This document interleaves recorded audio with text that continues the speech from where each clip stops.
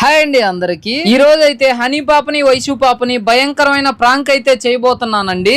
మాకు నమ్మకం లేదు దొరా. ఇప్పుడైతే నేను ఎమరైట్స్ అనే రెస్టారెంట్ లో ఉన్నానండి. చికెన్ వింగ్స్ అయితే ఆర్డర్ పెట్టానండి. ఇప్పుడు హనీ పాపని వైషు పాపని ఎలా ప్రాంక్ చేయబోతున్నాం అనేది చెప్తాను. ఈ ప్రాంక్ కోసం అని చెప్పేసి భయంకరమైన బల్లిని అయితే కొన్నానండి నేను. అరే ఊరుకోరా ఉడాలుగా, హనీ పాప వైషు పాప నీకు అంత ఈజీగా భయపడతారా అని మీరు అనుకోవచ్చు. 6 అడుగుల మొగుళ్ళకు భయపడని పిల్లలు 6 అంగుళం బొద్దింకకు భయపడతారు కదండి.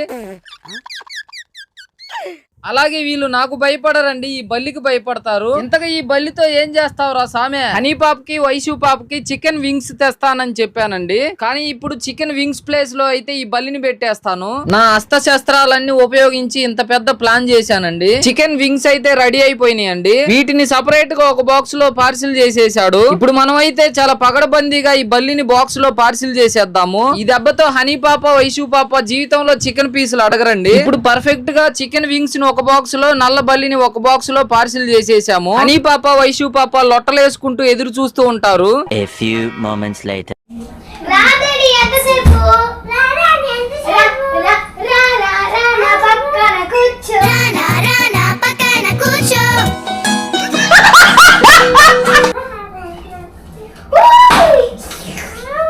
పోయి అర్జెంట్ గా చెరొక ప్లేటు చెరొక స్పూను తెచ్చుకోండి.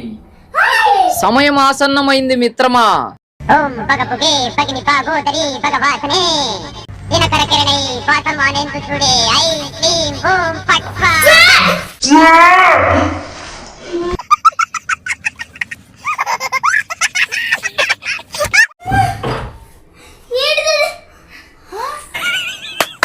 ఈ అమ్మాయి ఏం ఫీల్ ఉండదు మామయ్య.